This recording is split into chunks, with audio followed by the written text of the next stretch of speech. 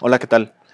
Como quedaron algunas dudas sin poder resolver por el tiempo el día de ayer y además surgieron nuevas dudas que me parecieron interesantes y tuve un tiempo para hacer el video, decidí contestar otras preguntas. Una de ellas que no pude contestar el día de ayer es que qué tan factible es que el virus, en este caso del COVID, haya saltado de una especie a otra. Sí es muy factible, sí es probable. ¿A ¿Qué tan probable pasa bueno, qué tan frecuente es que los virus saltan de una especie a otra? Pasa mucho, sobre todo cuando invadimos hábitats nuevos.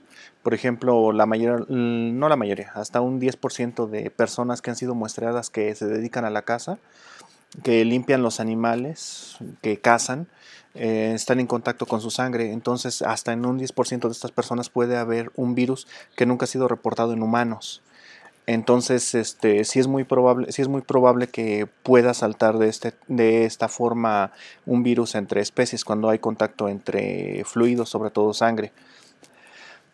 Pero, bueno, lo del caldo de murciélago, en realidad la probabilidad más alta no está en quien haya consumido el caldo, sino en quien lo preparó, que pudo haber sido quien estuvo en contacto con los fluidos, porque una vez cocinado el caldo, bueno, el animal, la probabilidad de que el virus permanezca latente es muy baja. Entonces sí ocurre frecuentemente que un virus salte de una especie a otra, sí ocurre. Ahora, lo que me dicen de por qué los virus de murciélago son un poco más agresivos hacia los seres humanos. Si nos vamos en orden de producción de calor, sentado produces muy poco calor, caminando produces más calor, corriendo produces todavía más calor y nadando produces todavía más calor que corriendo. Pero volando producirías mucho más calor que nadando y el único mamífero que puede volar es el murciélago. Entonces nosotros cuando hacemos ejercicio extremo podemos alcanzar temperaturas interiores, sobre todo en músculo, de hasta 42 grados sin ningún problema. En músculo, no en cerebro. Si el cerebro llega a 42 grados, puede ocurrir daño neuronal irreversible, puede haber pérdida de funciones como el habla o convertirse en un vegetal la persona que sufre una fiebre de 42 grados. Y en un murciélago se tienen esas condiciones en pleno vuelo, se alcanzan temperaturas muy altas. El cerebro se mantiene más o menos refrigerado para que la temperatura no pueda subir.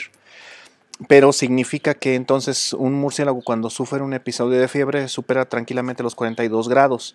Entonces un virus que puede saltar del murciélago hacia el humano aguanta una temperatura, una fiebre humana que normalmente no llega ni siquiera a 40 grados sin ningún problema. Sí puede ocurrir, ha ocurrido y por eso es que la mayoría de los virus que se ha demostrado que sí transmiten los murciélagos son tan agresivos para los seres humanos. Más bien no es que sean agresivos, sino simplemente están adaptados para condiciones mucho más adversas que las que les proporciona el ser humano. Entonces por eso no tenemos tantos mecanismos de defensa ante ellos. Eh, Acerca de los murciélagos, porque muchos ya los empezaron a satanizar al grado de que y hubo matanzas de murciélagos, lo cual me parece un error. Cualquier acto contra la naturaleza ha demostrado ser bastante perjudicial a la larga, como por ejemplo en China cuando decidieron dar el gran salto adelante, cuando mataron aves, gorriones a diestra y siniestra. Hubo una pérdida masiva de cosechas que ocasionó la muerte de millones de personas por hambre. Entonces, los murciélagos también juegan un papel muy importante en el control de insectos y la destrucción de su hábitat y la consecuencia de desaparición de murciélagos va a hacer inevitablemente que se pierdan muchas especies vegetales que también dependen de la polinización de los murciélagos para reproducirse y obviamente también va a haber proliferación de muchos insectos, entre ellos muchos mosquitos que obviamente ocasionan algunas enfermedades como dengue, zika y otras. Entonces ese es mi punto de vista muy personal del hábitat de los murciélagos, pero bueno. Mm, Otra cosa que me ponían es que sí es cierto que cuando haces ejercicio se generan toxinas, sí se generan toxinas cuando corres, sobre todo entre más extenuante es el ejercicio, se dañan más las células, porque los productos reactivos del metabolito, sobre todo radicales libres que se producen masivamente y entre más alta sea la temperatura a la cual se eleva el organismo durante el ejercicio, más radicales libres se producen. Y entonces es malo hacer ejercicio al contrario. Al contrario, cuando estás haciendo ese tipo de ejercicios que elevan tu temperatura mucho, prendes genes que se encargan precisamente de funciones antioxidantes, producen proteínas antioxidantes. Nosotros producimos aproximadamente 200 proteínas antioxidantes en ejercicios de alto impacto, y esas proteínas no se prenden en condiciones normales. Cuando estás caminando, cuando estás haciendo una actividad casera, digámoslo así, no están presentes esos genes, solamente con actividades de alto impacto. El señor Guagua también quiere salir en el video, pero no lo dejé. Ok, ¿qué más? Una noticia que está alarmando a varios es que detectaron el virus en aguas residuales en Italia, creo que en la ciudad de Milán, si la memoria no me falla. ¿Qué tan cierto es eso? Sí, los virus pueden persistir mucho en agua, aunque sean aguas residuales. Sobre todo los que están adaptados para esos hábitats. Los virus humanos normalmente no están adaptados para los hábitats de aguas residuales. ¿Qué virus sí están adaptados? Los virus que infectan bacterias, los que se conocen como bacteriófagos. De hecho, para aislar bacteriófagos, normalmente se parte de agua. Y bueno, ¿para qué quieres un virus que infecte bacterias? Esa es una tecnología que surgió antes del uso de los antibióticos para combatir bacterias, y ahora va a tener que surgir porque la era de los antibióticos ya terminó. Entonces, ahora que la mayoría de las bacterias son resistentes a casi todo, se tiene que recurrir precisamente a su enemigo natural, que son los virus. Esos virus que afectan bacterias son completamente inocuos para el ser humano. Tan simple, tan sencillo. Cada persona en su palma de la mano, si no se ha echado kilos de cloro o gel desinfectante, puede poseer hasta 1 millón de virus distintos en su pura mano. Pero de ese millón de virus, 999.998 son para bacterias. Entonces, y de esos dos que queden, uno va a ser para hongos o algún otro parásito, y el que quede para humanos, si es que queda, la probabilidad de que te infecte es muy baja porque la carga viral es muy pequeña. Y bueno, ¿qué más? Bueno, continuando con el tema, entonces sí pueden estar presentes en las aguas residuales. Eso no significa que puedan presentar una amenaza, porque como no es su entorno, como había dicho en otro video, los virus tienen una cubierta proteica. Esta cubierta de proteínas, las proteínas deben de tener una forma que se llama plegamiento correcto, que es su forma natural, por así decirlo. Y si sufre cualquier cambio, se dice que se desnaturaliza, ya no está en su forma natural. Y si está desnaturalizada, la proteína ya no sirve para infectar.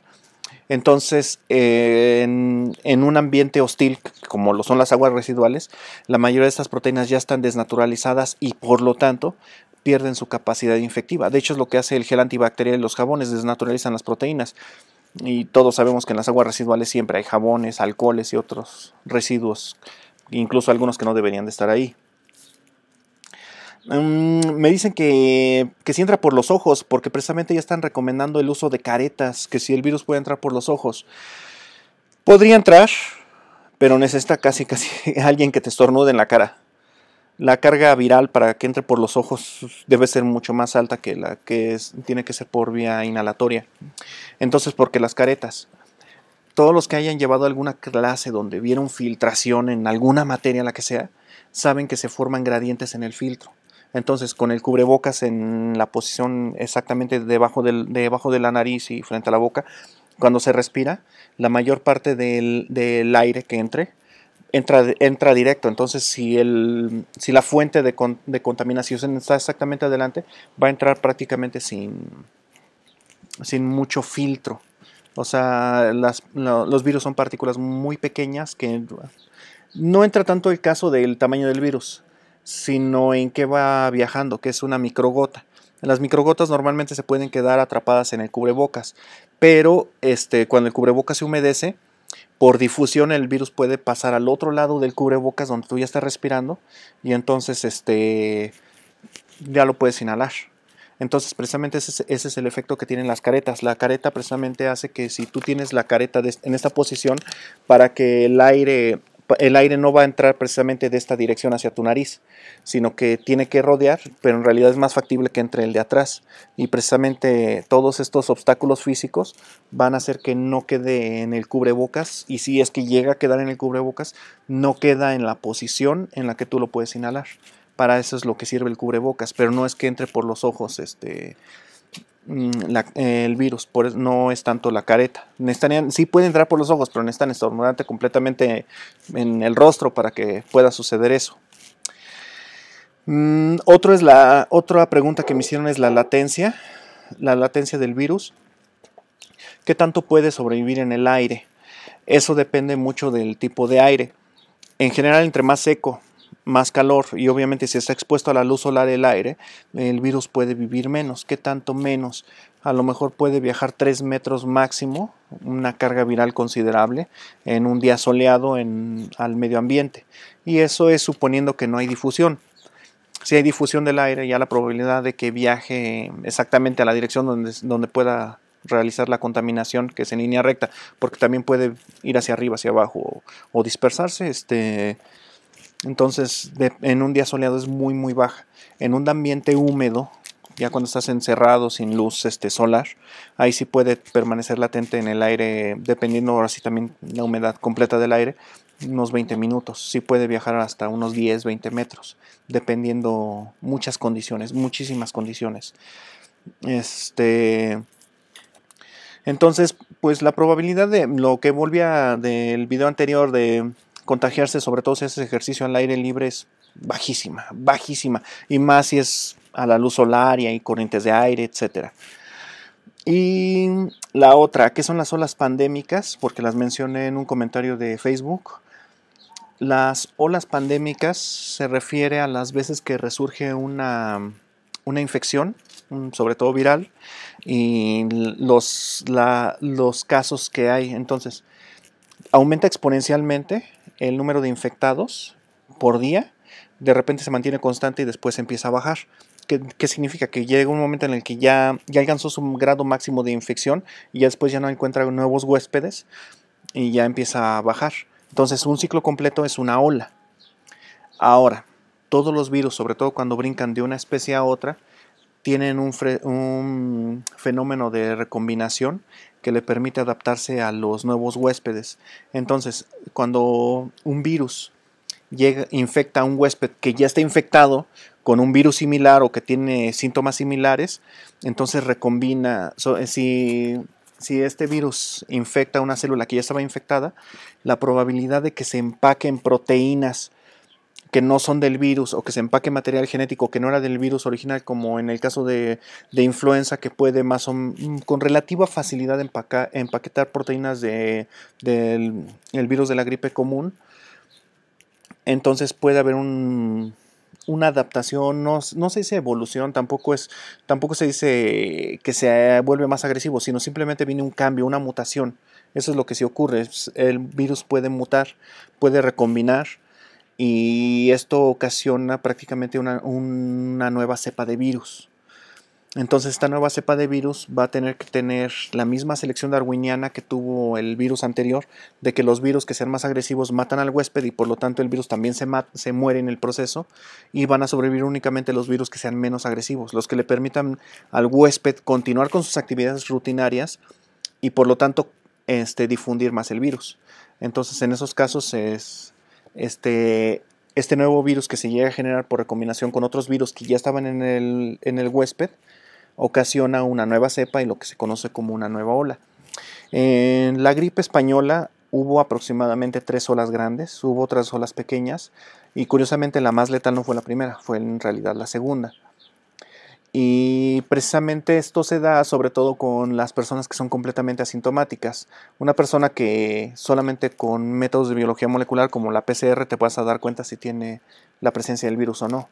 Porque por otros métodos es muy muy difícil, ya que tiene una carga viral bajísima y no muestra síntomas. Y esas personas pueden difundir el virus a otras personas que son sensibles y que sí van a expresar la enfermedad. Precisamente ese es el motivo por el cual ya no se está vacunando en el mundo a personas contra la viruela, porque puede haber personas que puedan llegar a ser demasiado sensibles y llegar a expresar la enfermedad o pueda recombinar, etc. Ya la vacuna tradicional contra viruela tiene más de 30 años que no se aplica en la mayoría de los países. Y bueno, entonces pueden surgir varias olas. De hecho, si con los datos que se están mostrando a nivel internacional, la probabilidad de que surja una ola para finales de este año o el segundo o el siguiente año es muy alta. Que sea más agresiva o menos agresiva que esta depende mucho de la población, con qué virus haya recombinado, entre otros factores. Pero sí llegan a surgir varias olas. Pero normalmente la población para la segunda ola normalmente ya ha recibido la inmunización adecuada, es decir, ya estuvo en contacto con el antígeno, ya tenemos anticuerpos y por lo tanto resistimos mejor una nueva cepa. Porque tiene que parecerse a la primera, entonces ya hay más resistencia de la población en general. Y bueno, creo que eso es todo por el momento. Pues si tengo tiempo y siguen llegando dudas, voy a seguir haciendo videos para resolverlas. Y bueno, muchas gracias y hasta la próxima.